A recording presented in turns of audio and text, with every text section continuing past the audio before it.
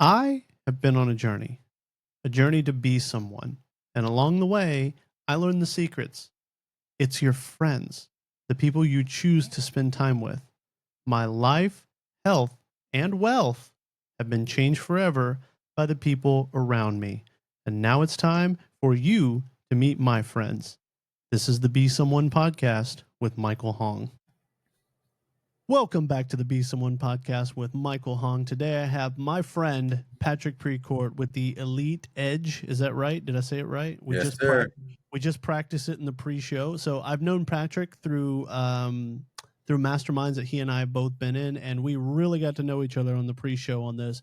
Patrick, I love doing these podcasts because I've known Patrick for some time now, but when we really get to talk one-on-one, I learn so much more about my friends than I ever knew. I was going to try to summarize everything Patrick just told me and wait through, but I'm not even going to try to do it. Patrick's going to have to do that for me. Patrick, welcome to the show, brother. Do you want to tell everybody who you are? Yeah. Well, honored to be here. Looking forward to have a fun conversation. Just based on some of the chatter we're just having, I think we could take this into some fun spots today, right? Yeah. So I'm a real estate guy through and through. So I didn't even tell you this. Like, if you go all the way back, was a new home builder for many years. Part of a home inspection company, family home inspection company for better part of 10 or 12 years. A lot of remodeling mixed in between. Migrated over into the real estate investment stuff in the early 90s.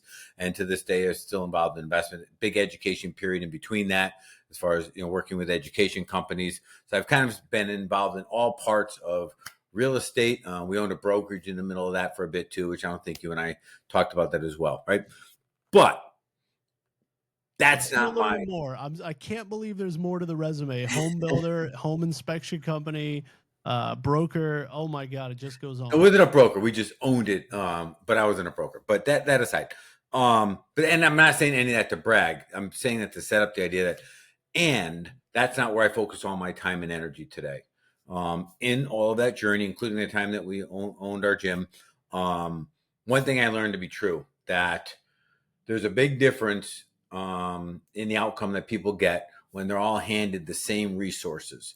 You can take 100 people, Mike, give them exactly the same knowledge, expertise, resources, financing, everything.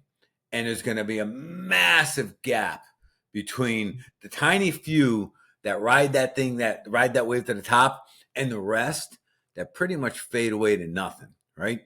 And like I said, I've seen this across a number of different industries. And over the past 15 years, I've made it my personal goal to dive deep into that and kind of sort out what the difference is and how we can cross that bridge together. Because it's not about, and I know you and your listeners know this, not about how smart you are. It's not about how good looking you are, or how many resources or resourcefulness you have. That is not the solution. The solution sits between our ears. It authentically does. And that means, man, when we wake up in the morning, we look in that mirror, that person looking back at us, and our identity right there, that determines how far we can go every single day. And I figured out quite a while ago, if we can elevate that person just a little each morning, man, today's going to be a much better day than it was yesterday. So I spend my time now closing the gap between where we are and where we want to be, crossing that bridge. It doesn't matter health, wealth, fitness, relationships. It doesn't matter the category. I don't teach on any of that stuff. I just help you cross that bridge, help you do the things you already know how to do that you want the results from, right? But you can't get yourself to consistently do them. That's what I do now. Patrick, you got me fired up, and this is exactly how our conversation was going pre-show. He's being too humble, though. He's got a much bigger background. I'm going to fill in some of the gaps. Fortune Builders, have you heard of that one? Collective Genius, have you heard of that one? He owns gyms. He's all over the place, man, but he's been doing real estate since the 90s. You want to fill in any of those gaps before we move on to the questions about your first deal? Yeah, I mean, and again, I look at these as part of my preparation life, right? That just necessary training to put me where I'm at today. So I don't bring them up too much. Fortune Builders worked with Fortune Builders as part of their founding team.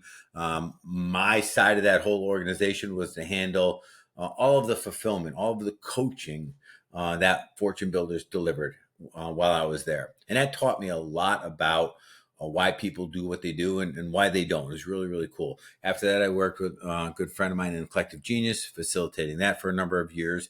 And that too, now we're working with experienced veteran real estate investors that are still trying to break through their own ceiling. And that's the interesting part about this game, that everybody has a ceiling.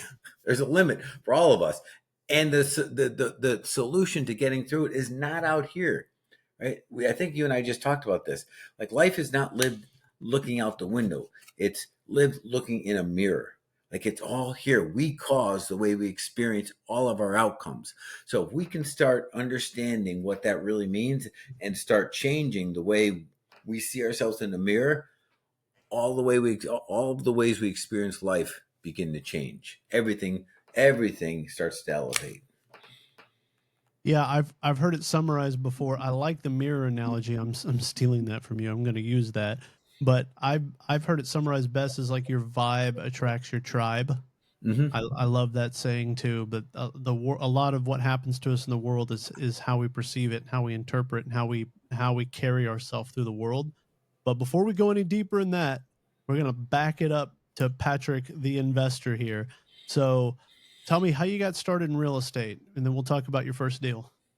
Yeah, well, was a real estate investor, or sorry, a home inspector at the time, late '90s, and again, family business. And I was doing inspections for real estate investors, and of course, it got my attention. You know, they're making a little more than I'm making as their home inspector, but I knew a shit ton more about houses than they know. Like, that was the conundrum I was dealing with, right? Now, of course, in my arrogance and cockiness, that equated out to I should be making their money, right?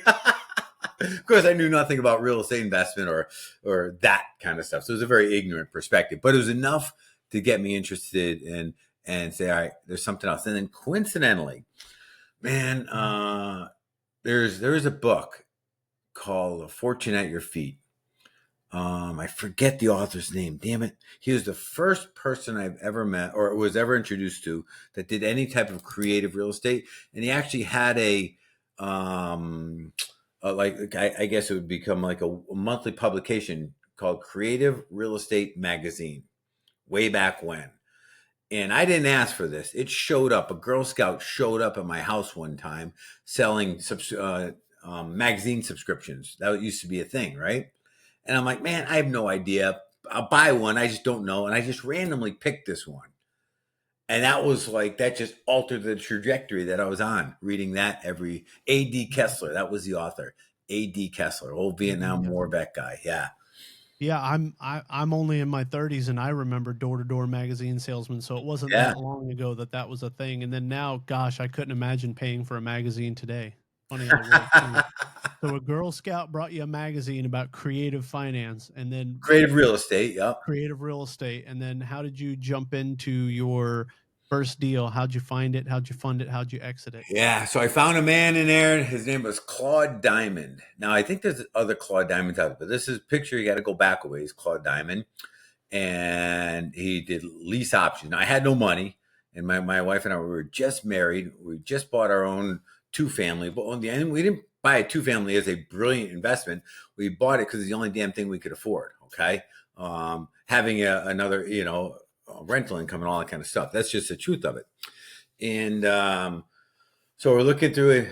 See Claude Diamond, he has this, no money down type of investment, lease options. I'm like, brand new to me at the time.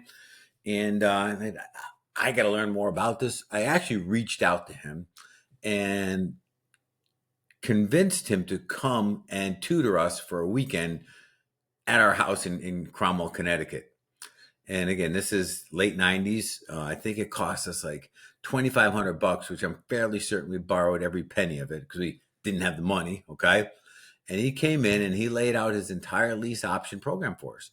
So then within about a week's time, we put a house under contract as a lease option. And this was never the plan, but coincidentally, I have another buddy, a rugby mate of mine, who him and his wife need a place to move into and live. And I was going to rent it to him because it had a great little money up front, little money per month, and money on the back end sale when we give them the option to execute, like the trifecta of cash. But it didn't work out that way. And they ended up just giving us $5,000 to effectively buy our contract, which today we'd call it a wholesale, right? So I knew nothing about either. It was the best way to transact it. So it's one of those things where we're just going to stumble and fumble forward. We're going to take the actions, get the results, evaluate what worked and what didn't, and kind of figure out the growing lessons from it. That was our first transaction. Wow. Wow. What a story. So your first deal was a wholesale. Was a lease option wholesale. Yeah. Oh, a Yeah. lease We option had a lease with wholesale. an option to buy this property. They were great numbers, and then we just pushed it all over to them. And it was actually his idea. He was a new attorney, young attorney. So Pat, we can make this really easy. It was a great deal for them. They said, "I'll give you $5,000, and you give us a whole contract, and we'll take it from there." I'm like, "Batter up." Lease option wholesale. Okay, so for anybody listening to this who wants to do their first deal, don't write that down. Your Yeah, first deal is not going to be a lease option wholesale. exactly. Yeah, a lot of people I interview on this show, sometimes their first deal is a lesson on what kind of deal not to do. You didn't lose any money on this deal. I've had some stories. You made money on this one, but yeah, don't set out in the world trying to wholesale lease options. Yeah, it's That is funny. awesome. Mike, I didn't start losing money in real estate until I knew it all. Once I knew it all, then I started making mistakes.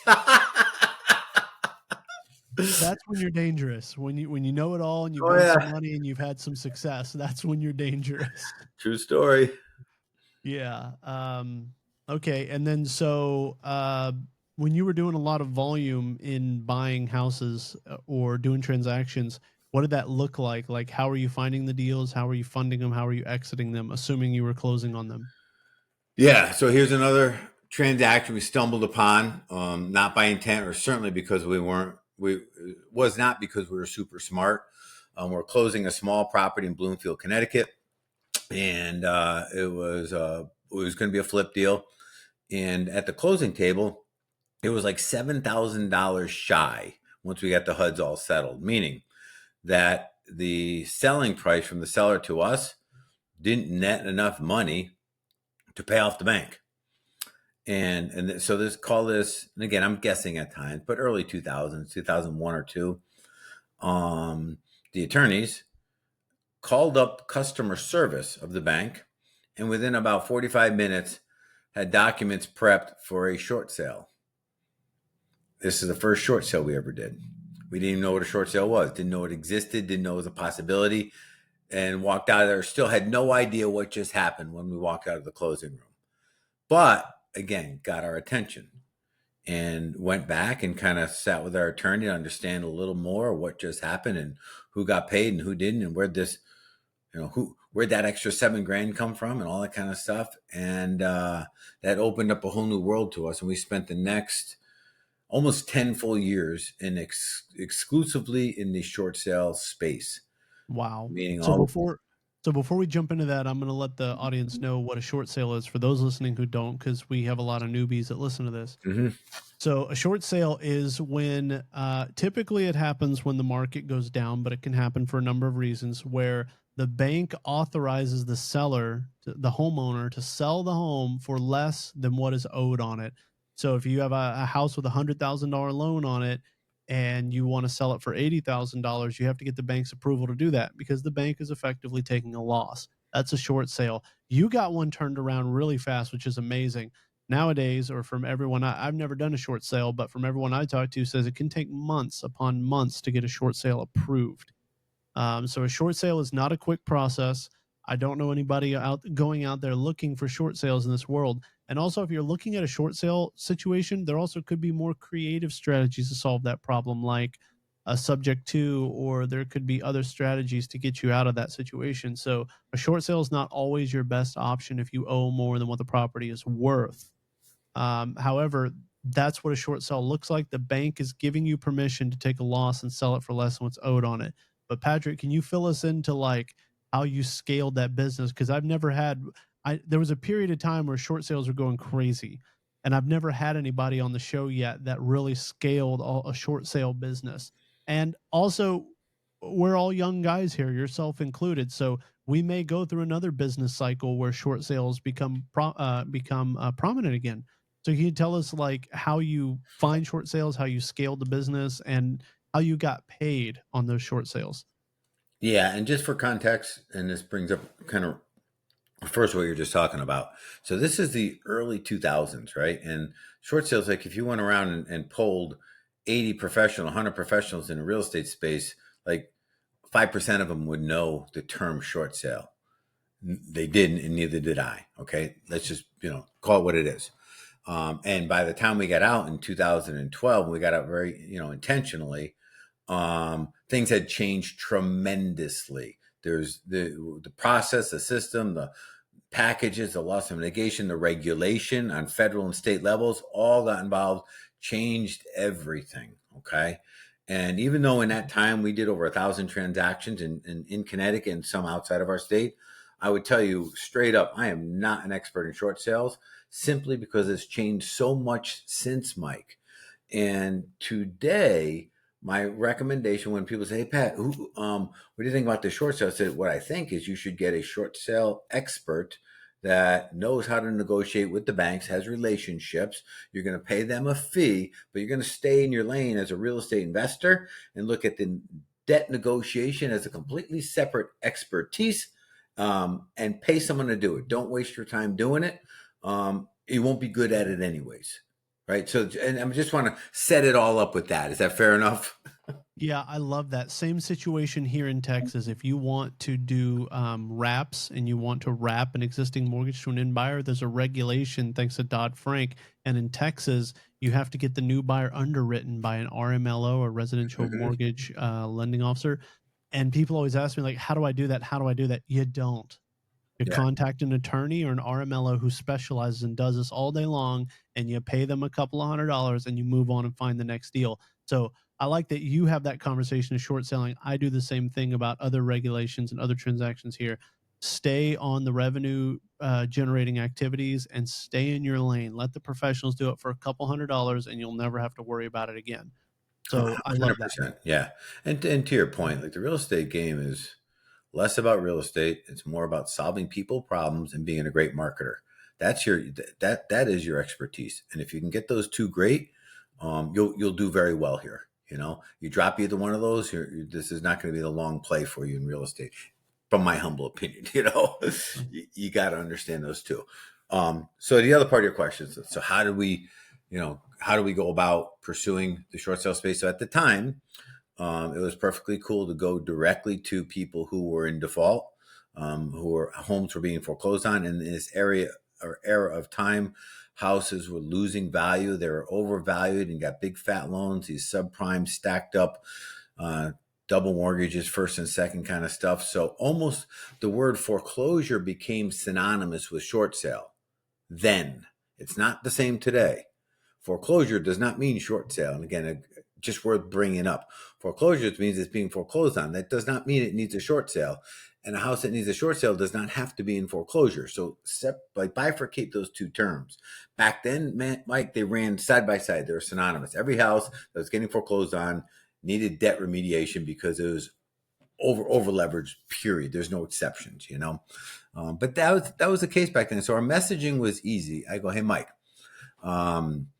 your house is worth way less than you owe. The bank is going to take it. You're going to owe the difference. If I could come in and relieve you of what was technically called the deficit judgment against you, that's the difference between what you owe and what the bank recovers. Okay, that gap you still owe even after the house gets foreclosed on or sold in a short sale. You're still responsible for that gap. And we go in, and my promise to you is I can't give you any money, but I can relieve you of that liability.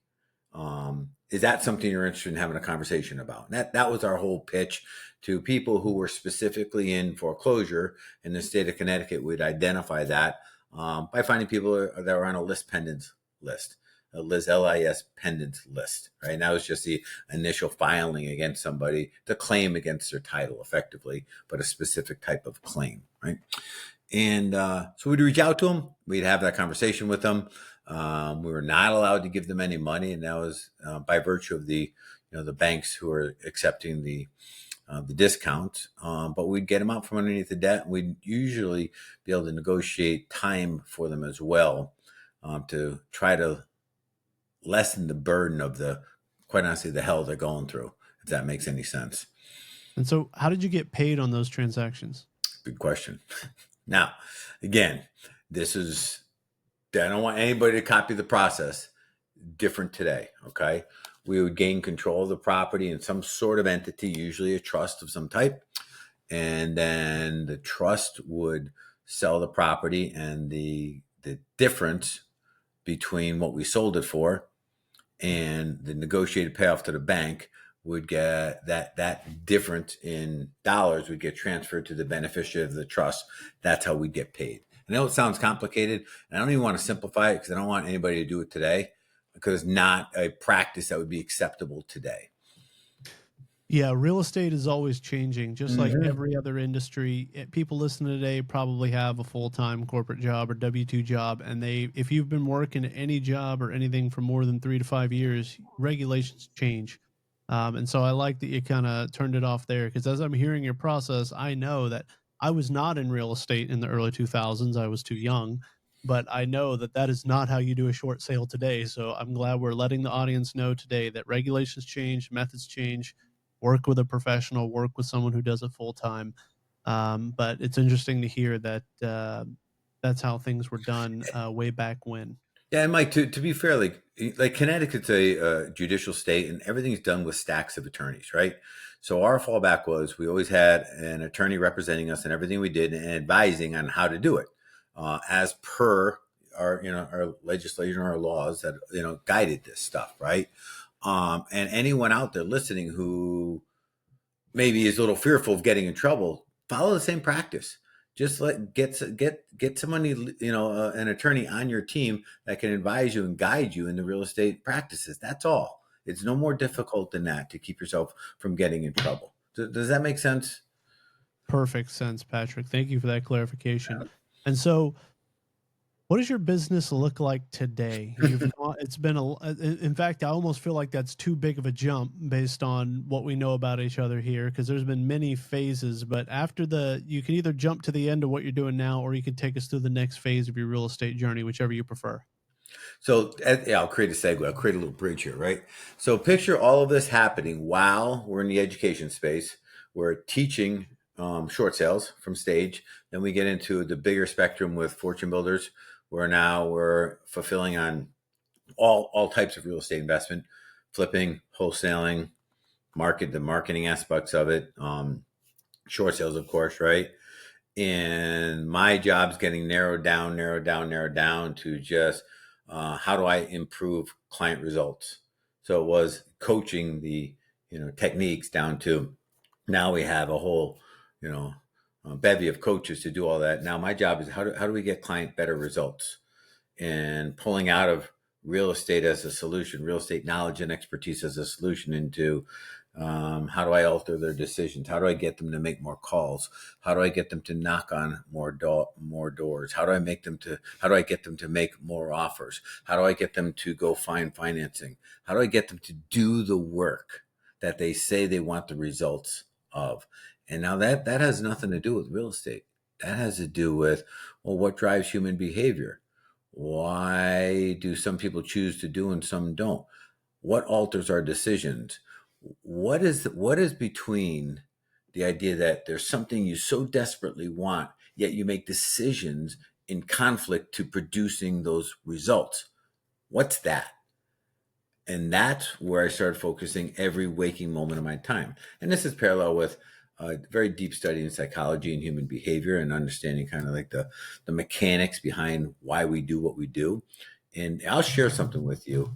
You may not agree, and that's fine. But what I've found, right, is that human behavior, shy of like true mental disorders, right? Human behavior is brutally predictable, like brilliantly predictable. And it's kind of like levers and buttons on a machine, like it's that black and white and that tangible.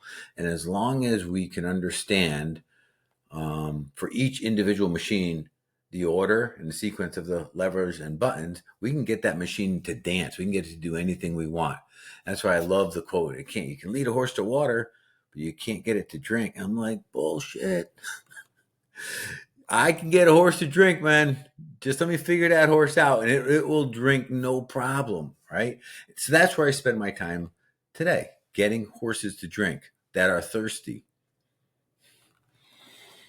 Yeah, I love that. We were talking about mindset and human psychology before the call began, and I know you're working on a book and you're working on some other stuff. But if someone was interested in this topic, what's a book they could go out and grab other than your book as well to just kind of dip their toes and understand human psychology a little bit?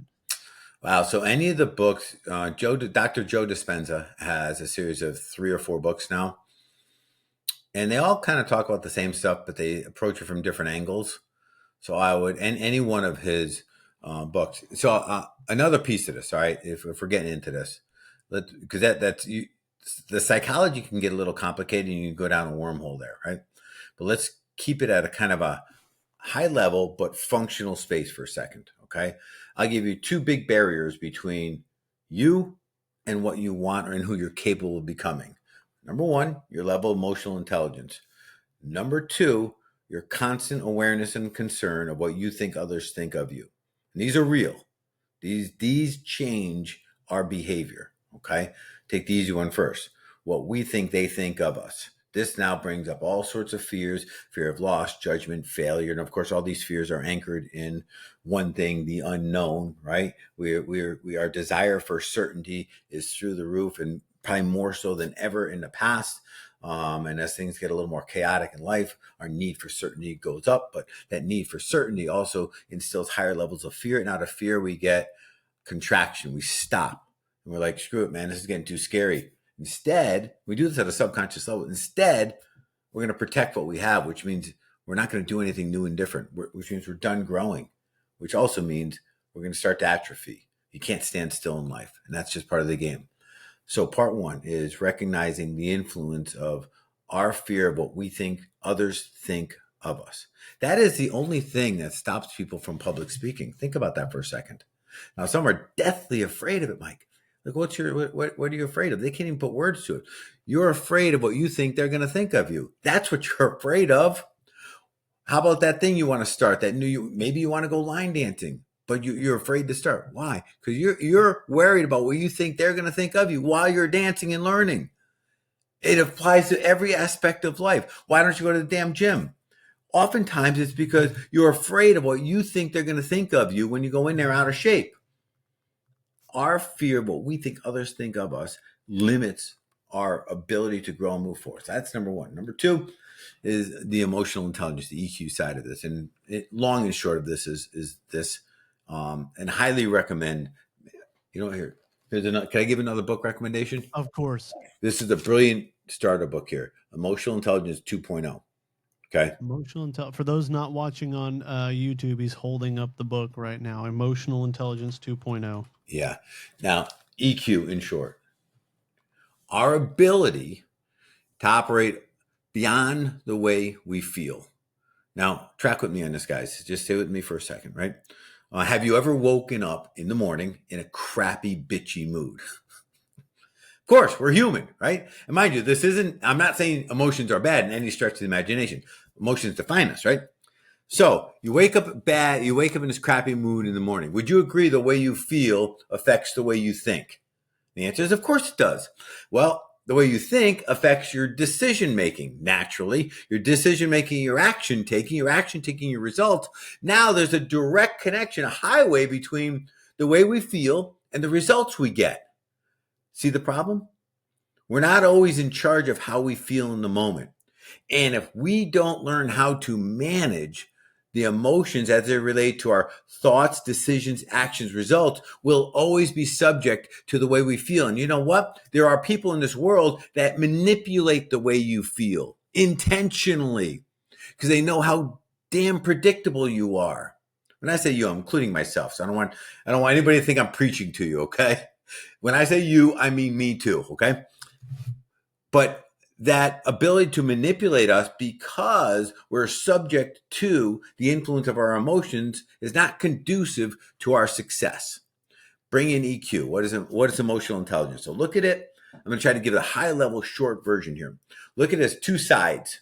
On the left is personal, on the right is public. On the left is personal. There's awareness of our emotions, being aware of your elevated emotions, happy, sad, angry, pissed off, whatever, managing your emotions, which I'll get back to in a second, and then remapping them, which means the trigger that caused it to begin with has a new meaning around it. So we don't even have to experience the old meaning that we just lived through. That's one side.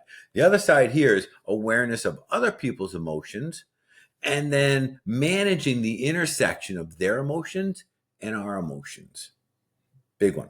So I work a lot with men specifically, and this comes up a lot between husband and wife, right? And a wife may say something to a husband with a certain tonality, and he immediately gets angry.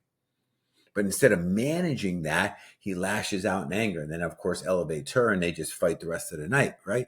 His job is to manage that intersection of where she's at in the moment, where he's at. So how do we do that? Put all that aside. Come back to our personal side here. Awareness of your emotion. Something triggers you, Mike. You get angry, right? Really angry. Well, if you only had the control of a dog, you'd immediately bite that thing that made you angry or scared, right? Because a dog reacts. Humans have a superpower, unlike any other mammal on this earth. We can actually respond, which is a calculated effort now. We can stop, think about what we're thinking about. And if that anger is not in alignment with the outcome we want, which it is not, I can guarantee you that, we can actually plug in a new thought, which triggers a new emotion, that new decision, action, outcome. We don't have to act out of anger. We can put something else in its place that serves us better. Does that all make sense so far? That is a journey that you just took me on through. Some of it that I already knew about from my own performance coaching and my own book reading, and then some of it is new stuff that I need to explore myself. I always summarize it as, and I was taught that your vibe attracts your tribe. You took it 3 layers deeper, but to kind of tell the audience, my view on it is like your vibe attracts your tribe. And so you'll notice that if people dress a certain way and speak a certain way in public or go out in the world, those other people kind of glom onto you. There's magnetism, there's vibrations. You have a more scientific approach to it. Mine is more of a almost like an ignorant approach to it because I haven't put science behind it. I've just put my own experience behind it that we vibrate differently and I'd liken it to, you ever walked in a room and you can tell someone is scared or anxious or Mm-hmm. fearful, or Mm-hmm. have you ever walked into a room and someone just glows back? It's almost like you turn your head and you look at someone who's like just perfect, confident, shining star with a group of people around him. You had no cues. Nobody called your name, but you just knew to look over there when you walked into a room. And so for me, I've always identified that to vibration. And so if I'm having a bad day or a bad event or a setback in business, I always try to check myself and go through a mental reset because I believe, and if I've got the incorrect belief here, Patrick will correct me because he's been doing this way longer than me on a way higher level than me. And I need to correct how I vibrate and how I'm thinking before I go out in the world. Otherwise, I'm going to bring bad into my life, or even worse, I'm going to repel the good. So I'm always trying to check how I vibrate or how I feel when I walk into a room and how everyone else feels in the room, and also how I impact how other people feel. Because I notice when I dress good, my hair's done nice, I smell good, I'm feeling great, I have a good stride in the room. It's like everyone wants to be my friend, everyone wants to help me. And if I walk in the room and I just got a bad phone call about a deal or something's going wrong with an agent, and I walk into a room and people kind of don't want to approach me. So experientially, I've kind of developed my worldview about this vibration. But Patrick, you go way deeper on that, and I'm gonna have to read some of these books, and I'm definitely gonna buy your book when it comes out. We're gonna have to talk more about this because you have a science. You're 3 levels deeper on this, and I just can't wait to hear more about this topic. It's like I'm taking talking points of real estate off of this agenda so we can talk more about mindset and human psychology. So please continue, brother. Yeah, and don't look at it as deeper. It's parallel, but it's a more mechanical approach, a more tangible approach. Like I said, buttons and levers, so we stay out of the gray. And so I relate to your energy and your vibration description perfectly, because that's the essence of what it is, right?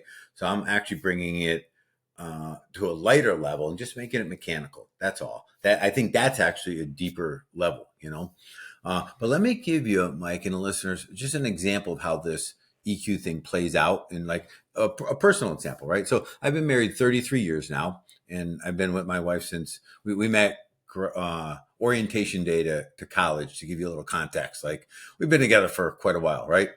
Um, there's a point we went through where I'm going to say the 10-year mark, we're struggling a bit. We're fighting more than we should, and so forth and so on. And I can't even give credit to what led me down this path, because I just don't remember. But I intentionally made a decision to attach a new meaning to words and tonality that my wife shared with me. Whenever and mind you, this, guys, you and I and every other guy listening here, the easiest way to piss us off and upset us and just set us off is to disrespect us in some way. It's like our Achilles heel. And the prior meaning I had to certain words or tonality that my wife was using, even though she wasn't doing this intentionally, but my meaning was she's being disrespectful. Okay. And I receive that. And then, of course, I just respond to that meaning that I applied to that um, in an emotional, attack back. And that's not too cool. And actually, as a leader, particularly in your household, that's an unacceptable reaction. So the way I changed it was this: the new meaning I attached to it, and it took a little work. It's not a light switch. Was that if my wife is ever in a position where the tonality is off, which she doesn't choose it's a reflection of how she's feeling, and the words are off, which are also a reflection of how she's feeling. She's not intentionally being hurtful. It's because she needs me more now than ever. And my job is to step up and be her husband. Brush off my silly feelings that are, my feelings that are, I'm just being a little wuss right now, and step up and be the man she married. And that shift, Mike, changed everything. That goes from she says something like that to you, you want to just hug her and hold her and breathe it out together. And then sit down and ask her what's going on versus attacking back. See the difference there? Now we can extrapolate that out to all relationships in all areas of our lives. As a leader in your office, co-workers, parents, siblings, it doesn't matter. And here's the part that I find can be challenging. We get to choose the meaning we want. And oftentimes, especially when I get deeper with people, they say, well, Pat, what if that's not the real meaning? What if they really were attacking me? What difference does that make outside of your desire to be right? Think about it. If putting a new meaning on it changed your reaction to produce an outcome that you desire, wouldn't that be a better path? Get over having to be right. Get over having to win the battle and address the war so that you both get out of this okay. You follow me on that? Yeah, so it's an interesting, just little tweak on that. And again, you can apply this piece of it, this emotional intelligence, to anything we do. So my recommendation to anybody listening, though, is just start down that journey of understanding emotional intelligence and every day becoming a better human as it relates to it. We were taught in school intellectual intelligence. We're taught that intellectual intelligence is what mattered. IQ is what mattered. And for anybody who's been to school, which is probably all of us, right? We realized that, man, they never really taught us shit in school. They taught us how to remember. They didn't teach us how to think. And that was done very intentionally, because if we don't know how to think, well, how can we think on our own? If we're also undertaught emotional intelligence, that's not even on the value scale, and we have a low EQ, that means we're manipulatable. We're easy to manipulate because we have no control of our emotions. We just are trained to react. Watch how politics plays out. Watch the messaging. Man, they just throw bombs out there knowing that you're going to explode and attack someone from it. That's how this whole game's playing out, right? So we're becoming worse at it, not better at it. Does that make sense? Yeah, and for anybody who's looking for real world examples that might be doubting what Patrick says about this, just kind of take a look at your friends group or your own social media around election time. I have never had people want to harm their friends or remove friends from Facebook or whatever. And I just notice like when election time's coming up, it doesn't matter who's running for what, there's just like a general tension in the room. And that is mostly from people with lower emotional intelligence that are allowing themselves to be manipulated by what's on their phone, what's on their TV, what's on their whatever they're consuming. And I want to throw this out. This was like a pivotal moment for me, understanding that I had to stand guard at the gateway of my mind Hmm. as I was reading books about human psychology. And I was learning, I was still working in my W-2 job, which hallelujah, I've been real estate retired for almost 2 years now. And I was traveling. I was in a different hotel every single week for work. But there was like this ick of me waking up. I'm in a nice hotel. I go down for the free breakfast and I sit down to eat and there's a TV on and everyone's dressed in nice clothing. These are the people that I used to look up to that I wanted to become one day. They all have high powered degrees. They're all in suits and ties. We're in a very nice hotel and they're just shoveling carbohydrates and sugar into their mouth. We had a buffet. You could choose anything. I chose proteins and vegetables and they chose carbs and oats and sugar and honey that wasn't even real honey. And while they're doing it, every single one of them eyes are latched on the TV where they're showing a homicide that happened last night. These people don't even live in this city. It's not like it was their friends or family. They're just like looking at drama. And the news showed like a murder and then like a child was missing. And then it showed like some kind of commercial for some kind of daytime TV drama, divorce, baby daddy thing. And I was like, is this how we're all starting our day? Because I thought the key to a good life was to get a good corporate job, to get a high powered college degree, or at least be around those people and escalate my way up the corporate ladder. And I'm sitting here in this room eating my free breakfast, and these people are poisoning their body and then poisoning their brain right before they get in their rental car and go into their office to go handle whatever out of town business they need to handle. And that was the first time where I was like, okay, the gateways to my mind must be guarded. Now, I didn't know what I was going to do with that at the time. I just knew that I had to change what I was putting in my mind and also in my body to help change who I was going to become. Still, maybe don't entirely know what I'm doing with that, Patrick. I'm just now aware that these people with high salaries and high education, uh, like intellectual, um, like a high IQ, as you were saying, these people were not like the people with the keys to the kingdom. These are not the people that are going to rule my world. But in my mind, I thought, oh man, these are white collar workers with engineering degrees. These people run our world. Like this is how the world spins around. But I never really met anyone with any high emotional intelligence unless they were in the marketing department. Maybe they were the head of the HR department. Maybe they're the CEO of the company and the visionary guiding the company. But I just had that. My world was rocked by that canon experience. So like what how would you tie that experience into what you teach? What like I see experientially I need to make a change. I made a change, but I didn't really know what I was doing there. So where should I have taken that experience the next step, or how can someone learn from that? So go one question back there. How does this all happen? Like what causes this and so forth, right? So, and you brought up the word in our like pre-show, the word success, and success is a very subjective interpretation, right? But what I have found, there's a challenge that we have in that we don't accurately define success in a way that serves us. We focus on achievement and we don't focus on fulfillment.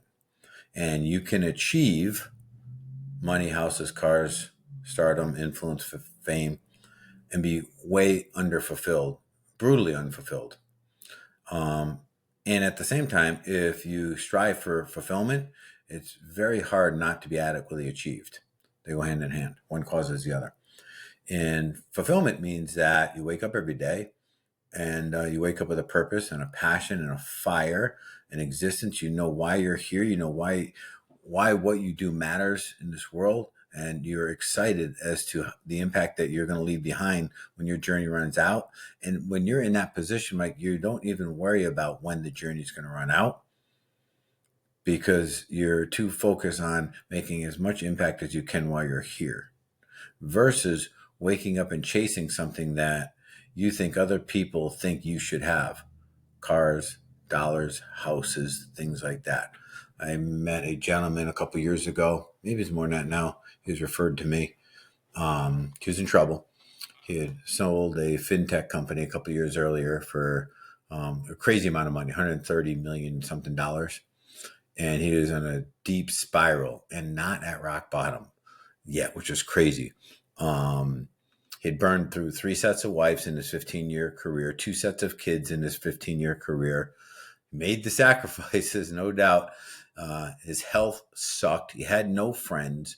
The only friend he can get to eat dinner with is somebody that was up for getting the high paid for steak meal for free. That's it. There was no unconditional love existing in his life, period. And he tried, buying his way out of it, cars and hookers and drugs and everything else, gambling his way out of anything to distract from his hell. And there's ultimately, you say, well, what got him in such a position? Well, ultimately, at the end of the day, it was simply that he was of the belief that when he achieved that outcome, that the proverbial pot of gold would be waiting for him at the end of the rainbow. And that all we need as human beings, man, if we can wake up fulfilled and peaceful each day, we are very, very satisfied. We're good with that. And that wasn't there for him. And that created this life conundrum that his entire plan failed in the moment. What do you do? What do you do?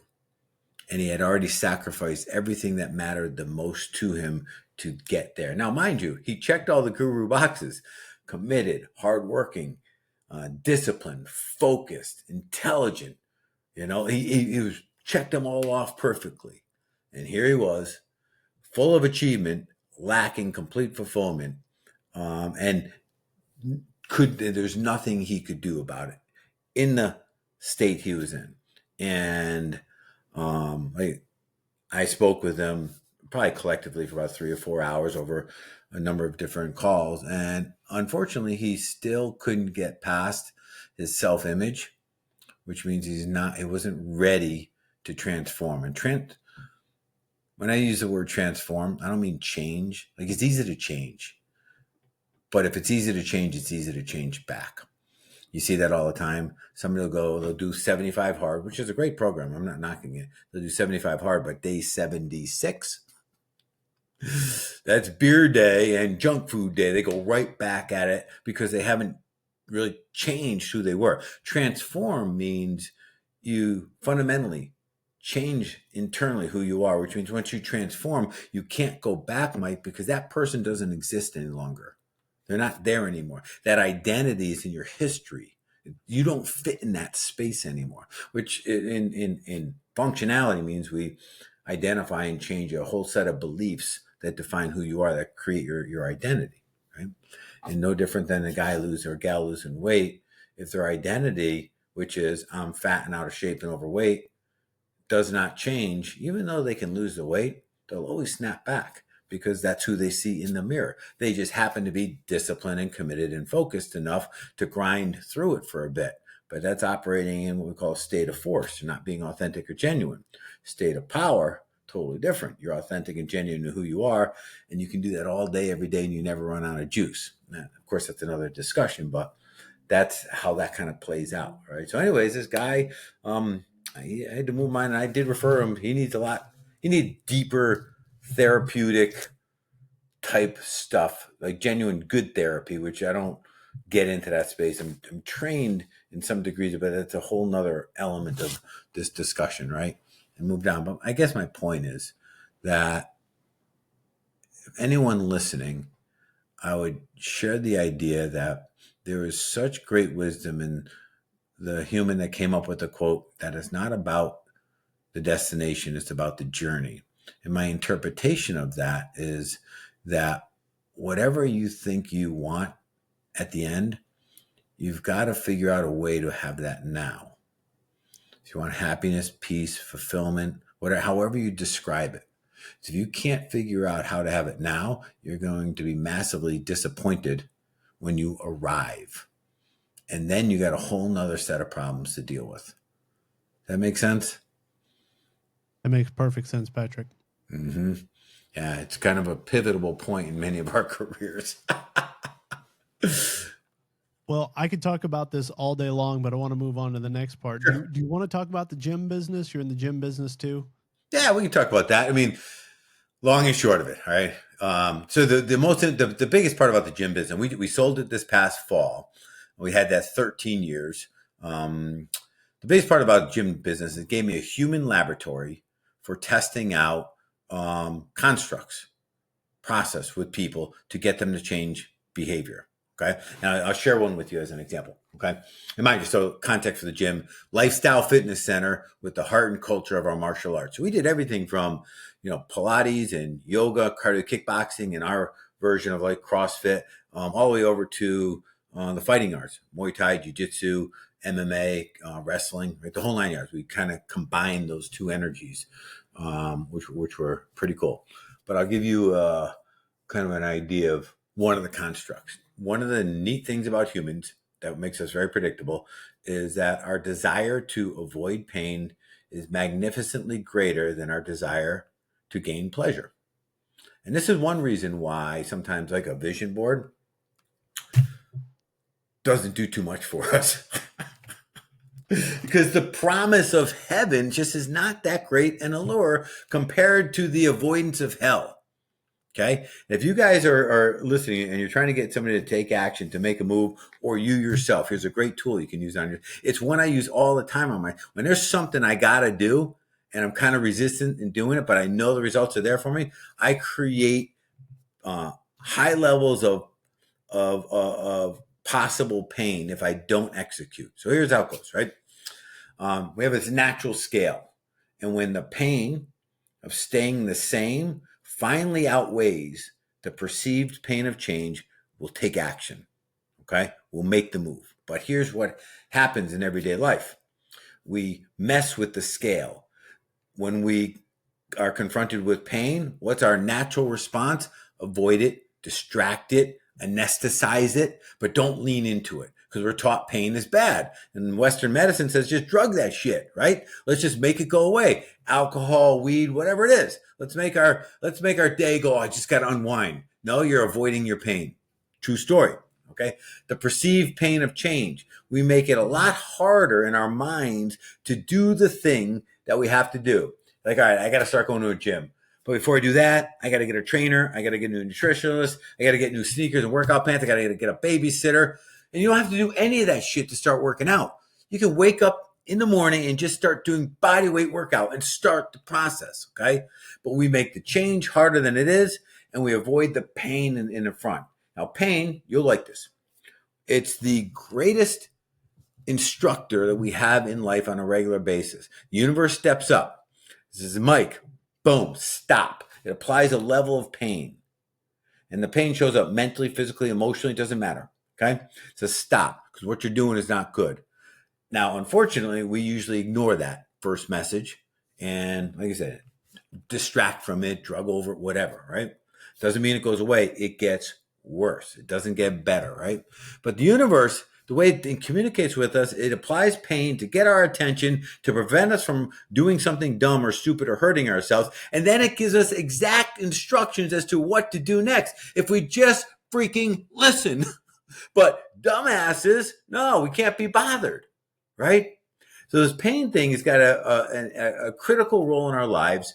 And I would suggest that we work at changing our relationship with it. See it as an ally. See it as a friend now, right? And appreciate, too, that it is the thing that will get you to do the thing that you're avoiding doing. Now, in our gym, as an example, we used to do this with women. Somebody would come in and say, man, I got 3 months. I got to lose 20 pounds. I got to get in this bridesmaid's dress and all this other kind of stuff. I'm like, that's awesome. We got you. That's not the hard part. The hard part is getting you to show up and do the work. That's the hard part. So we got a plan here. I want you to take a picture of you in just your smallest bikini. I'm just going to keep it on record the way you are now. And the moment you don't show up, the moment you don't do what you said you're going to do, I'm going to share that to our entire Facebook group in the gym. Now, for a female, that's an extraordinary amount of discomfort that does not sit very well. Okay. And here you'll like this. Everybody asks for accountability, but no one's willing to be held accountable. And the measurement of that is this: to the degree that you give someone else a lever of pain over you is directly relative to how bad you really want it. If you're unwilling to give them a lever of pain, to lever on you to do the work to get the results you want, you got to ask yourself, man, why don't I really want it? Why do I say I want it, but I don't really want it? Why aren't I willing to do the work? See the difference? That's how we start breaking this thing down. But if you really want to, there's almost nothing that we can't get a human to do if we have enough pain to apply to the scenario. That make sense? Brother, I love what you said. I tell other people this all the time. You don't change until the pain of staying the same exceeds the perceived pain of change. I love that. I always said the pain of change, but I'm adding in now the perceived pain of change. I'm going to add that in there because the change is not always as bad as we think it's going to be. Yeah. And then when we do implement it, we wonder why it took us so damn long to do it. You know? Yeah, 100%. But Mike, knowing that that's part of our human behavioral psychology, we can use that as a tool. If we're not acting, let's not wait for the pain to get worse. Let's turn up the heat now. Let's turn. You know what? You're a client of mine. I need you to do some big things, and you're resistant. I said, Mike, give me. I want $10,000 checks, and each day you don't perform, I cash one. Okay, we just created a level of pain in your life that you do not want to experience, right? And that's how we artificially crank that up in order to get us to do the things we want to do to have the results we want to have. And if we're unwilling to apply that pain on us, we got to ask ourselves the honest question: do I really want this? Is this really something I want? Or am I just kind of dreaming about what I think they want? And we get back to that whole thing about comparing ourselves to others. You know, the whole idea. Everybody says they want to be the beast, but they're unwilling to do what a beast has to do. Is that thing that you say you want, is that really yours?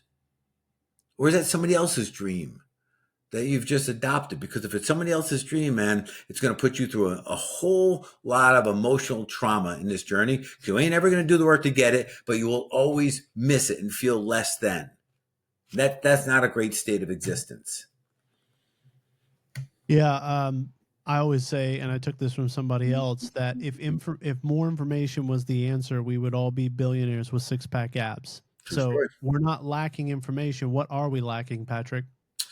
A lot of it's authenticity, like setting, instead of, Mike, it's too easy for me to compare myself to you, right? When I compare myself to you now, I won't compare myself to you if you're below me, right? I'll only compare myself to you if you're above me or out in front of me. But here's what happens. In my mind, I'm like, man, I'm going to compare myself to him and catch him. But what I'm really focusing on is the gap in between, which is lack. It's what I don't have. So instead of focusing on what I want, I'm now focusing on what I don't want, what I don't have in my life. And I can't win that game. Part two, you ever hear this, that somebody say something along the lines of, you want to have anything you want in life, be a millionaire, billionaire, doesn't matter. All you got to do is be the best at something. Now I heard that early on. It didn't sit well with me because I was fairly convinced there's nothing I can be the best at. Fair enough, right? Until it was explained to me a bit differently. And it went like this. You are a unique individual created in the greatness of God with innate God-given skills and talents, unlike any other human on this earth. There is no one else like this. And you got to look at those innate skills and talents as a cauldron of ingredients. And it's up to you to create with the ingredients that you were given. Now, hold that thought. I'm going to compete with Mike. I'm going to be better at Mike than Mike is. I have my ingredients way different than your ingredients, yet I'm trying to be better at you than you. Can't win that game. We'll always fail at that game every single time. The only thing that I can be the best in the world at on this earth, without exception, is being the best version of me. Then it brings it all back to me. Okay, what do I really want? What really makes me happy? What drives me? What turns me on? Getting personal with me and not making my dreams based on what I think they think my dreams should be. Does that make sense? Perfect sense. Something else you said that I wrote down I want to touch on. I call it creative avoidance. When you said that people say, "Oh, I need to work out," but then they need sneakers, a gym bag, they need a gym membership, they need to do this. No, you don't. You just need to start moving and taking consistent action. Call that creative avoidance. And I catch myself doing that in my real estate business sometimes.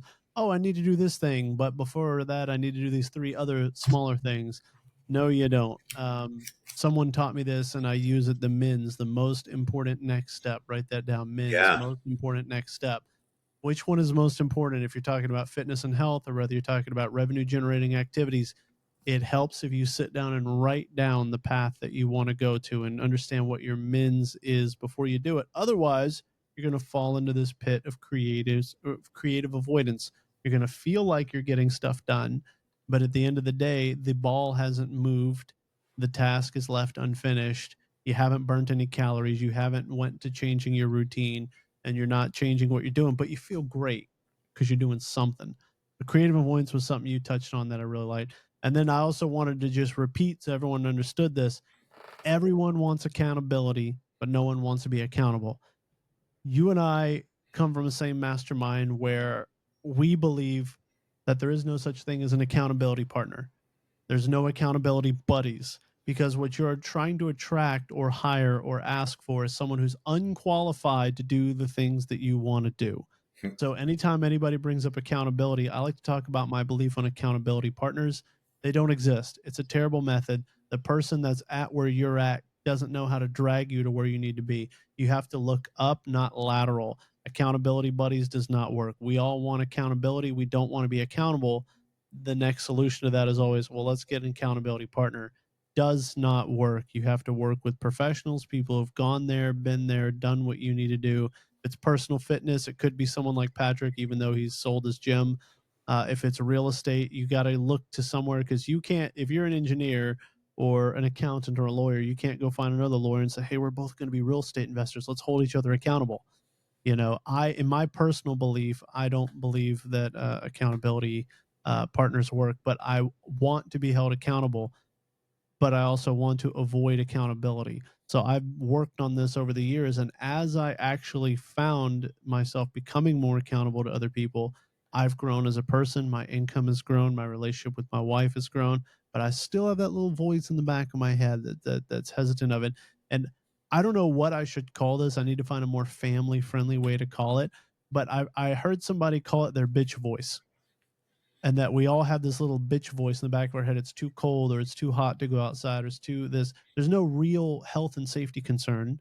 There's no real danger to you, your family, your business, but we have this little voice in the back of our head. I'm going to find a more family friendly way to call it your bitch voice. But for now, I'm going to call it the bitch voice. So I'm always trying to also conquer my inner bitch voice as well. So I just wanted to go back and touch on those things that you said there, Patrick, because those were very powerful and people need to hear that again. Want to hear something funny in our men's group that we run? That's the Elite Edge. We call that, and the statement is clear: stop being a little bitch. That's how we refer to it. Now, for clarity, though, there is a definition that goes around your little bitch. Now, check this out, and I think listeners will appreciate this, Mike. Right? That we all have an ego, right? And not all of our ego is bad, but parts of it are bad, and there's a part of it that's brutal in our growth. And that's the part of it that is unwilling to accept that we're not done growing. Meaning it likes us exactly the way we are. It's perfectly content with our current identity and unwilling to budge. So when you say, man, I got to start doing this new thing, that little bitch voice steps up and says, Mike, what are you thinking, man? You're not going to change. You always quit. You're not good enough for this. You're not deserving of this. You're an imposter in this space. And it will sabotage everything you're trying to do to become more. It wants nothing to do with who you're capable of becoming. It wants nothing more than who you've already been. That's it. And that is our biggest fight every single day. So my first MMA fight, I was a little older than most. I was 42 years old, sitting in a locker room, and it was really late, and it was like 11 o'clock at night, and it was the second to the last fight. My entire team was out with one of our guys fighting. Picture in a dark locker room. I'm sitting up on a trainer's table. My legs are dangling over the edge, and this dude walks in there, and I didn't know him from Adam. And he says, "Hey," I'm like, "Hey," and he goes, "Can I tell you something?" And like, I don't know, like internally, I'm going, "Yeah, I'd love you to get the hell out of here right now." I'm struggling, freaking out here, and don't need you here. But puts his, puts his hands on my knees and leans in me, goes, "I'm going to tell you something. You're Pat, right?" I go, "Yep." And again, I don't know him from Adam. He goes, "I can see it in your eyes." I'm like, "What?" He goes, "You're fighting the wrong fight." I'm like, "What?" He goes, "You're already fighting this fight out in that cage. Your opponent, his training, his team, the fans, the lights, your training, your injuries, your preparation, your strategy. It's like, it's the wrong fight. It's the fight you got to be fighting. It's right here in this locker room right now between your ears." And he goes, "You win this fight, you have a chance out there. You lose this fight, you're done." Has nothing to do with him. That changed everything. That brought it all back home, brother. That's it. All right. This is the part we got to sort out each and every time, right? The battle between our ears. And if we don't win that one first, we got no chance out there. Nothing else is going to change. They could forfeit and we're still going to lose somehow because we lost the fight here. Does that make sense to you? Man, that is powerful, Patrick. I uh, I love hearing you say that because I've shared many stories, and I won't rehash them all here, but I've shared many stories in this podcast where I had a belief that I was only capable of doing X only when I got around the right people and got the right information and the right network did I realize that I'm capable of Y and Z. On Mm-hmm. my first deal, I thought I was going to wholesale it. Then someone expanded my understanding that I could possibly flip it. And then the private lender who lent on it said, actually, you can probably keep this as a long term rental. And in my mind, I just thought, what? No, you wholesale deals until you have enough money to flip. And then one day when you flip enough houses, you have enough money to keep as a long term rental. And so I have all of the challenges I've overcome so far. And if it changes, I'll let you know. All of the challenges I've overcome so far were all belief systems or chains or barriers or bondage that I put on myself. Mm-hmm. And I might even take it a step further and say I may have put it on myself, but maybe society put it on me and then I accepted it because I thought that I was from a certain part of town or I was from a certain family or I was born and raised in a certain area or I had a certain background, a certain education that I could only do X and not Y and not Z. Maybe I put it on myself or maybe society put it on me and I believed society, but either way it was my responsibility to break those chains and to level up beyond that. And my life looks entirely different now. I am at 35 years old. I retired from corporate America. I had a job that required a high powered master's or doctorate degree, which I did not possess because I just believed that I was capable, I was qualified, and I could get that job. And I did. And every step along the way, I've done things in my career, both in real estate and outside, that society has like a mold, and they hold that mold up to you, or they hold that criteria up to you, and I haven't fit it. And only when I started believing in myself and saying why not, and asking questions, and doing one more rep, and having one more push, and doing one more workout session in the gym, making one more phone call, looking at myself in the mirror one more time and saying, why not? Have I been able to achieve where I'm at today? And still, you would think that I would have the belief at this stage in my life that I can do whatever I want, but I still catch myself, even on another podcast I did, was saying I can't do something like that. And they're like, why not? Let me tell you, here's three ways how you can do it. So even though I have experienced and conquered challenges in my life several times, I still catch myself trying to put limits on myself. So I'm very happy we had this conversation today, Patrick. You just reinforced that I'm not done growing. You are not done growing. The people listening to this are not done growing. I don't care if you're the CEO of a publicly traded company. I don't care if you have already made a bunch of money. I don't care what achievements you've made in your life. You are not done growing. And you still have battles to fight. And most of them are going to be between the ears, most of them are going to be internal. So before we wrap up, let's connect some dots here, because that's great what you said about beliefs, right? Um, Beliefs. We can't outgrow, we can't outperform our belief system. It creates our ceiling. That person you see in the mirror, that self identity is built and shaped around our belief system. That's number one. Number two, we this industry puts way, when I say industry, this guru world we all live in, right, puts way too much emphasis on mindset. Ironically, coming from a guy who talks a lot about mindset. Our mindset's a lag indicator of our belief system. It's an after effect of what we believe to be true. You can't change your mind. It's a literal word. Mind is set. That's how it works. If you want it to change, you got to change the belief that is causing the mindset. Now, back to you taking responsibilities for your beliefs. It's good that you take responsibilities because that gives you the ability to respond. That's the essence of responsibility and power. However, I would share that you didn't even have a choice in most of the beliefs that created who you were. You were neurologically and intellectually incomplete at the time. They got plugged into you like software. You're sub 12 years old, sub 7 years old. This is parents, this is church, this is teachers that filled you with a belief system that you didn't even get to filter. Now, through the next few years, 12 to 20, 25 years old, you had a little more selection involved in it, but you're still a youth. You didn't have a whole lot of life experience. When I say you, I'm talking to all of us, right? That, man, we weren't great at picking beliefs. And it wasn't until we got a little further than that, which is the exact same time that our belief system was pretty much rounded out, right? That we figured out we do have some control. And as adults, because of that ego we talked about, we are very resistant to changing beliefs. If I said, hey, Mike, I got a new belief for you, immediately your ego goes, Pat, if you say your belief, which is different than mine, is the right one, means mine is wrong, means I'm broken, and I'm not going to accept that.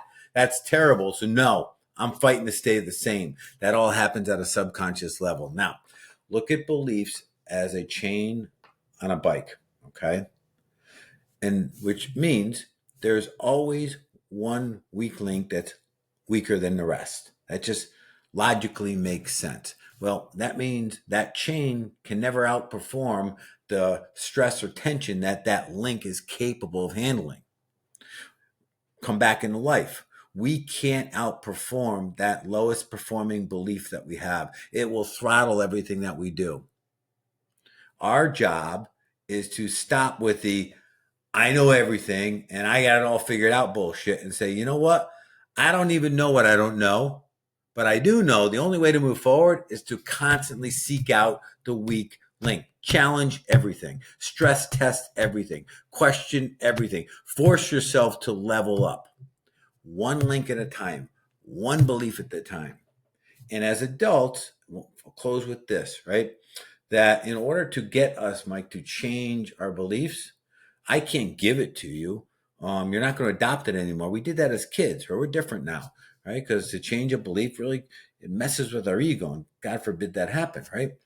But if I present you with new factual evidence to support the new belief, you and your left logical brain now are open to consider that as an upgraded belief to your old belief, particularly if it's in alignment with the direction you want to go in life. And that's the final piece to this. Let's start finding beliefs that are in alignment with the outcomes that we're trying to produce. Why does that matter? Because our beliefs create our behavior, they shape our behaviors and our decisions, right? So if we have them that are out of alignment with the behaviors and decisions necessary to produce the results we want, there's a conflict that's not going to get resolved. So let's just start creating things in alignment with us, who we are, who we want to become, and what we know to be real in this world. Does that make sense? Man, I love that, Patrick. I was hoping that you would stop dropping these hard truth bombs so I could move to close the show, but man, you just keep dropping them time after time. And I want to share a similar story that I had in my life that kind of reinforces what you were talking about.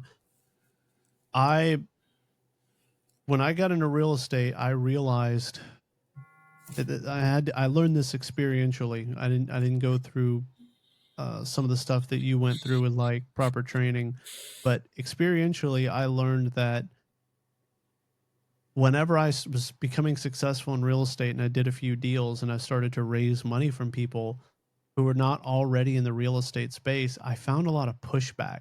And I found that they thought that I was either doing something illegal or unethical or immoral. And what I found out when I drilled down through, because I went through sales training for real estate stuff. And so I'm like, okay, let's find out the core of this objection so we can plow through it. These people are sitting on a ton of money that's doing nothing. Let's get in some deals. Let's make some returns. And these people knew me before I was a real estate investor. That was part of the problem. But what the real objection was, if I really was taking, in this case, it was a deal I took $17,000 and turned it into $115,000. Okay. And I was using that as like a case study. I was showing them HUDs and disclosures and stuff to prove that it happened. I'm like, hey, do you want to invest? You know, that I can't guarantee that this is going to happen every single time, but I know a good deal when I see one. And even if the returns were half of this, would you like it? And what it really came down to, Patrick, as I drilled down on their objections, because they knew me before I was a real estate investor. So they thought, if this was real, why am I not doing it and this kid is? And does that mean I've been doing something wrong? Because these guys were in their 50s and 60s. They've been riding a desk their whole life. And what it really came to is an ego thing where in our corporate world, they perceive themselves to be above me. They knew all the answers. They were teaching me. They were masters of this trade because they had been doing for 30 years what I had been doing for 5 or 7 or 8 years. And they mentored me. But when I cared about some of these people, I cared about them and I wanted them to have income for their family and to bring them great opportunities, they couldn't get it through their head. That's why I tell people whenever you start becoming a real estate investor, do not tell your coworkers, do not tell your boss, do not tell your family, or don't tell your family unless you have to, is because you're changing like their. It's not that you are changing per se, but it's you're changing their perceived roles of you in their life are changing, and it makes them uncomfortable. And the first filter we put things through is like a "what's in it for me" filter. And so in order for Michael or Patrick to grow, how do I benefit from that? I don't benefit from Michael or Patrick growing. In fact, now I'm questioning who I am as a person and what I've been doing and why my family hasn't been taking advantage of this opportunity. And so that means we believe that I've been doing something wrong all these years. And so I found that I had a hard time influencing, changing the behavior, coaching, or raising money from people that I already knew before I was a real estate investor. And then that made me wonder, am I really a real estate investor? Am I doing something wrong here? Then I got outside of the sphere of where I already was, and I went to real estate events. I went to self-directed IRA meetups. I went to conferences, or people who were already doing what I was doing are doing it on a higher level. And someone's like, "Oh yeah, I've got 400 grand in self-directed IRA. Just send me the deal and give me the wiring instructions, and I'll loan to you. Oh yeah, that deal looks great. Here's $130,000." When I talked to someone I knew who had millions of dollars in a self-directed IRA or in an IRA, and they didn't even understand what a self-directed IRA was, so they weren't going to move their money into it, and then they didn't even understand what I was doing. And so uh, that perception of who you are and who's around you. I was going somewhere with this, Patrick, and I forgot where I was going with this to tie it back into you. But where you're going, if do not let people dictate where you are and where you are going in your life, because I would have stayed a W 2 employee. It wasn't the worst life in the world, but I would have stayed within that framework. And even today, whenever I'm like around my family and stuff, the ego internalizes things. They think Michael doesn't have a job anymore. What's Michael doing wrong? Is Michael broke? Is he about to be homeless? They can't perceive a world where I have passive income and I have assets and I have good debt. And even family members have told me, oh, well, he's got all those properties, but that's debt that could crush him one day. Well, who cares how much debt if you have $100,000 loan on a property that's worth over 200 grand, I'll take that debt all day long. It's not credit card debt. And so I have a very hard time of breaking out of my perception of friends and family that are around me, that knew me before I was a real estate investor versus the person that I've become in today. So I've stopped trying to influence those people in my life. So tell me, Patrick, am I doing the right thing by just getting around people and creating a community and being around a community of the right people? should I just leave my old friends and family and coworkers in that frame, or should I be going back and trying to change their beliefs, or should I just let it go? What's better for me and better for the universe? I will take the last one first. Not your responsibility to change their beliefs. Period. And like I said, as adults, we don't change our beliefs easily. We need to start to see some self evidence, not just your evidence. Okay. But let me add this one piece, and we'll just wrap up these questions. Pretend there's four buddies, right? They graduate high school together. They start working, doing whatever. They're plumbers.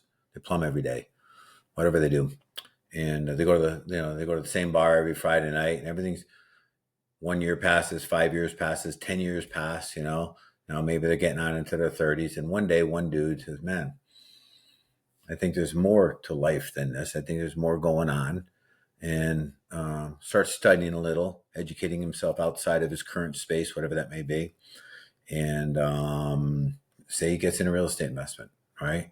He buys his first house and fixes it up and makes or doesn't make any money, whatever the first one, but doesn't again. He gets excited, starts telling everybody around it, right? Well, those three buddies that were really close buddies of his, that were his biggest supporters in everything that he was doing, start changing their tune a little. Like, hey, what are you doing? You're going to lose all your money here. This isn't going to work out well. You should come back here with us. And effectively, what happens is we rise above where we were, right? It's not about the fact that we rose up where we're going. It's about the fact that they now see where they are. And their mind goes, we were all the same a little while ago. Now you're way up here. And I feel like shit because of it. And instead of what you'd think would be the natural move, I'm going to start climbing up my ladder. So I'm going to start pulling you down off of yours. See the difference there? And then I'll like you again when you're back where you were with me. Okay. So just appreciate that's normal human behavior. Just like, your biggest, like, people will always support people behind them and rarely cheer for the people out in front of them. It's just how the world is played. And as you're coming up the ladder, Michael, if you see people that are cheering you on, you're awesome, Mike, you're the star, man. And then finally you pass them, they are no longer your little cheerleading club. If anything, they're going to start shooting arrows at you. And that's part of the process. Now, do we kick them out of our lives? We're all familiar with, that cliche, you become the six people you spend your most time with, right? That kind of thing. And there is some value in that, but it requires context. You don't automatically become them. It's all relative to your awareness of their influence on you. And as an example, 4 or 5 of the people I spend the most time with are my family members. Do they set my ceiling? Of course not. 3 of them are kids, So that kind of falls apart a little. And if you can't pull away from your drinking buddies and that drinking's holding you back in life, they're influencing you more than they should be. So we have to make those case by case decisions. Every family, as an example, has some batshit crazy black sheep. Can we at least agree to that? Okay, mine included. Not my immediate family, my just perimeter family, right? And we host we host Halloween, Thanksgiving to my aunt's house, Christmas and Easter at my house. Big parties, right? Everybody's always welcome, Michael, provided they play by my rules. And the second they step out of that, I ask them to leave. And they're not kicking them out. They know ahead of time. They're choosing to leave. And what's playing outside of my rules? You start bringing all your drama bullshit into a happy family meeting here. That is not acceptable under any terms. And that's just house rules. So do I kick them out? No. Do I set the standards by which they choose to leave? I do. You see the slight difference right there? You set the standards on how they choose to leave. And that doesn't have to be just for family. That can be friends, That's coworkers, everyone. business partners, acquaintances, people at your job, your employees, everybody. You should set the standards for which people choose to leave your life. Yep. I love that. Used to go to little league games when my son played little league way back when. Used to sit in the stands, and oftentimes it'd be me and a whole bunch of moms. Right, all right, whatever. You know what? Couldn't talk to one of them because all they're doing is gossiping bullshit about other people in town. I ended up getting a routine. I wouldn't never. I stopped sitting in the stands. I sit out on the field along third base, run up against the fence because I'm not going to get caught up in that game. And the idea is, well, I wasn't the one gossiping. You know what? If you sit there and accept that you're as culpable to it as they are, we've got to raise our own standards and let others be aware of our standards. Then we don't make the decision. They get to choose if they're going to level up or not. You don't have to be the bad guy. I love that. Yeah, even if you're not participating in gossip and negativity, it's impacting you, it's absorbing you. Those negative vibrations are going to vibrate through you. So I love that. Yeah, I remove myself from a lot of those.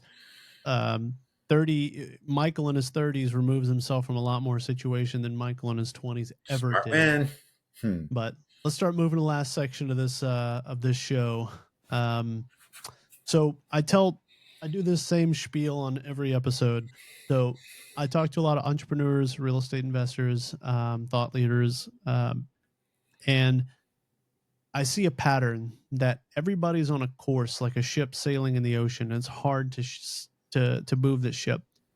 It's funny we're talking about this because I do the same thing on every episode, and we just went really deep into this, what I talk about every time. So this is going to make a lot of sense. They think they're sailing on a course of their own choice. Many times that course was set by where they were raised, their family, where they went to school, their job, their buddies. Society has put their ship on this course, but they think they're sailing on their own choosing. And then something happens where the ship changes course. For real estate investors that I've met that have got into real estate, that's usually a book. So, what book either drew you to real estate or completely changed your business once you were in real estate the most? Yes, I shared the original magazine publication, which isn't around anymore, so it's kind of irrelevant, right? Creative Real Estate Magazine by A.D. Kessler, and just got me thinking about something I've never been exposed to prior, right? But that got me into real estate investment. If you're looking for a book that just changed the trajectory that I was on in life, not necessarily just real estate, right? There's a book called Turning Pro by Stephen Pressfield. He wrote the War of Art, and it really contemplates the comparison between who you're capable of becoming and who you're playing at right now, and how who you play at looks, feels, and sounds like who you're capable of, but it's not. It's a image of the real thing. So it's a replication of it, but it's not. You can't gain the accolades or the rewards or the success or the fulfillment of who you're capable of becoming by playing in the shadows of who that person can be. It's an amazing read, and it's my favorite style. It's under 120 pages, so it's really quick. Not a lot of BS in there. And can I add one more, Mike, to it? Of course. So there's a book, and this, of course, I got into this book out of my years of playing rugby, but it's called Legacy, and it's written by James Kerr, Kerr. Business book, life book. It is about the legacy of the New Zealand All Blacks, which are, check this out, the winningest professional team in all professional sports in the entire world in all of history. Wow. Check that out. The Wow. winningest team in all sports in all of history across the world at a remarkably high level. Like their overall win record over 100 years of being in the game. This isn't a team that started 30 years ago. They've been, the legacy goes 120, 30 years. They have a winning record of just under 80%. Whereas, our best professional teams are in the 60s or something, and the interesting part about that is, and this is a part of, international rugby, to be on the international rugby team of any country, you have to be indigenous to that country. Now, anybody knows anything about New Zealand, it's about that big, okay? It's tiny, yet it's the best rugby team in the world. And so the question begs, why? And how does it repeat repeat, repeat. And that's what this book is about, legacy. It's about the cultures that are developed from kids this tall all the way up to become to wear the jersey. So I don't want to spill the beans on a shirt. Outstanding business book, life book, personal development book, pump you up and get you freaking motivated book, all of the above. Super good stuff. Awesome. I wrote that one down too. So I've read War of Art, but I didn't know he also wrote Turning Pro. So I wrote that down, and also Legacy. I'm adding that to my Audible as well. Cool, That cool. is awesome. So moving on, we're big believers in the Go Giver here. So I say the same thing on every episode of this podcast, that when you were born, your parents had to give to you long before you were capable of giving back to them. And when you work a typical job, you work 2 weeks or more before you get a paycheck. So if somebody listening to this believes that they're going to hold firewood in their hand and look at the fireplace and say, "Give me warmth first, and then I'll give you this wood," it's going to be a very cold winter. So I ask every guest on every podcast, what can you give the audience today? Yeah. And I'm glad you asked that of me in advance to prepare for that. So I did send you the links to make this happen. So two things. One of my partners in the Elite Edge Experience, it's the program that we run for men, is a former Navy SEAL. He has 26 years as a Navy SEAL and 4 years as a Marine. And it made sense to me one time. Maybe we should sit down. I just drive him through some hard interview questions. And it turned into about 30 hours of conversation, Michael. It's really, really cool. And I took that and I boiled that down into a short ebook, just the main talking points and takeaways. And probably the best way I could categorize the ebook is titling it something like, How to Thrive in Chaos, something along those lines. Phenomenal read. So I gave you the link where people can go and just download that. Okay. And then part two is, and depending on when this airs, we're about 2 weeks away from launching our book, Fail Forward. And it's a amazing book. It ties in a lot of the things we talk about, but it's basically about, how failure is the shortest path to success, and defines, the different types of failures that we experience in life, and how to use it as a tool and a strategy instead of seeing it as a setback. And it goes into some of the deep psychology around what makes us tick and how to overcome a lot of stuff that gets in our way along the way. And it's, quite frankly, it's a collective of many years of work. It's pretty exciting. If somebody's asking, no, this is not a AI generated book. This is a Pat Precourt authentic, genuine. You'll know it when you're reading it, that's me talking in there.